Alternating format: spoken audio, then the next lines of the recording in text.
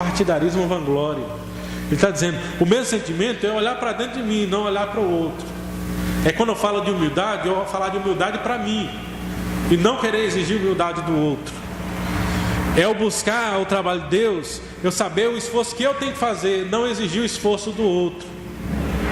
É buscar aquilo que eu posso desenvolver para Deus, não ir para aquilo que os outros têm que fazer para Deus.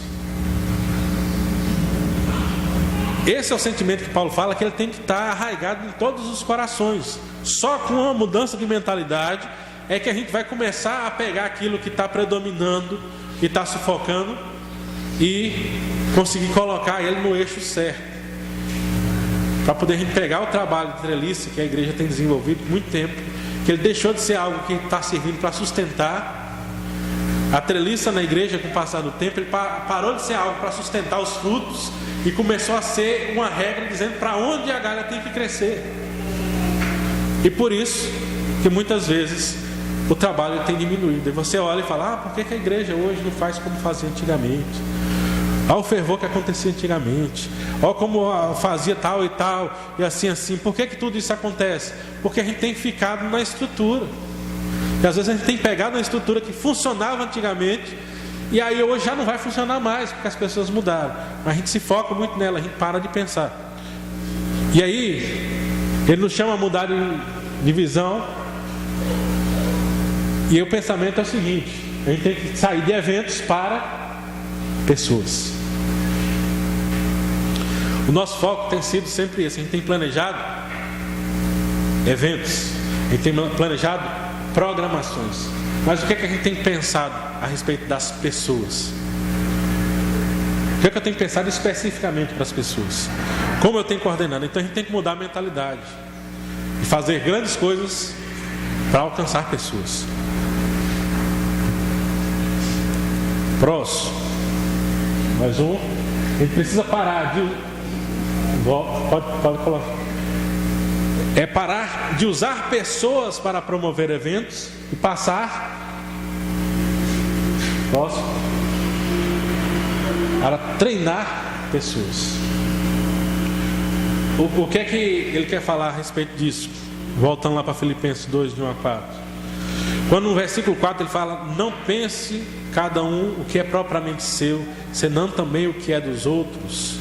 Ele está falando de olhar um para o outro e pensar, o que é que nós vamos fazer? Vamos fazer isso aqui. E como é que isso pode alcançar mais as pessoas? Como é que nós podemos cumprir a nossa função como igreja de pregar o evangelho através disso, né? Muitas vezes nós temos entrado no exemplo do mundo, e o mundo trabalha em cima de estrutura. Quando vai inaugurar uma loja, o que é que o cara faz? Tem que fazer propaganda, né? Faz aquela propaganda e coloca em tudo quanto é lugar, e faz barulho para as pessoas irem e para as pessoas quererem chegar, porque o mundo ele gosta de barulho. Você vai fazer uma inauguração, o que é que o pessoal faz? Aí o pessoal já coloca comida lá. Se colocar comida, vem gente. Vamos colocar um som. Você vai para uma academia, o pessoal coloca lá um som, música e não sei o que. Eles investem em imagem para atrair as pessoas, né? E a igreja, passando passo a passo com o tempo, ela tem entrado nesse mesmo sentido. O que é que acontece? A gente gasta muito da nossa força para promover eventos que possam ser falados, ao invés de pensar em pessoas.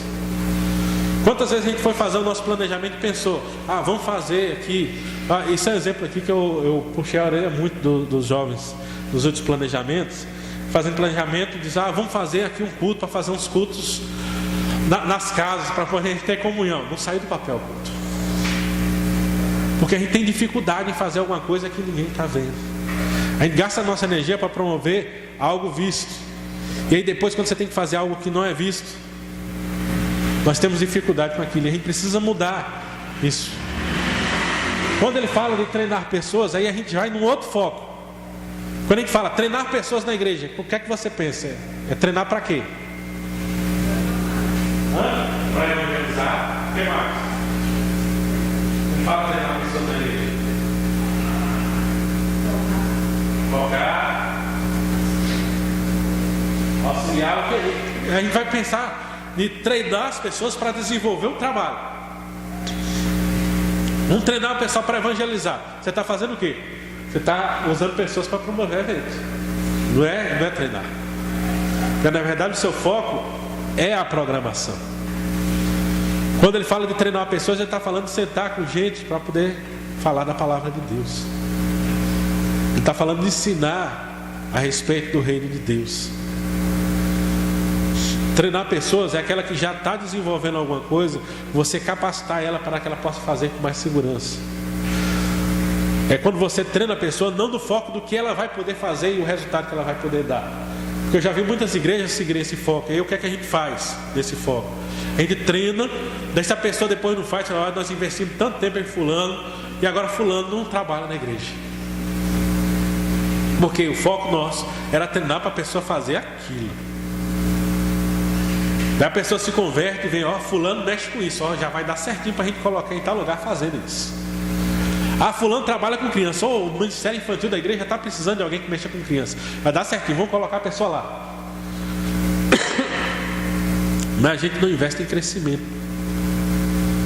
espiritual. Porque a nossa medida de crescimento para a igreja é pessoas, quantidade. Falar, a igreja cresceu? Cresceu, você vai nas reuniões, a igreja cresceu, a gente recebeu 15 novos membros esse ano. Mas essa não é a medida que Paulo fala de crescimento. Essa medida ela vai acontecer, naturalmente acontece. O livro de Atos ele nos relata isso. Desde o capítulo 2 em diante, ele vai nos relatar o crescimento da igreja. A partir da primeira pregação que ele fala, foram 2.000 convertidos e mais 5.000 pessoas. Lucas ele vai fazer questão de colocar uma estatística para mostrar que a igreja está crescendo numericamente. Mas a igreja crescia numericamente porque lá em Atos 2 ele vai falar que eles viviam na comunhão, no partir do pão e nas orações, e de casa em casa viviam na presença do Senhor. É esse treinamento que ele está falando. Quando é que a gente vai começar a entender e perguntar, a igreja cresceu? Cresceu, a igreja está entendendo mais a palavra. A igreja sabe agora como cultua e por que cultua.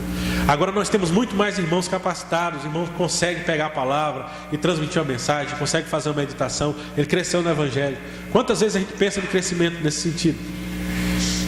De desenvolvimento das pessoas. Porque muitas igrejas por aí, elas vão pensando em crescimento, só encher, e você enche de gente dentro da igreja, gente que não se desenvolve de forma nenhuma.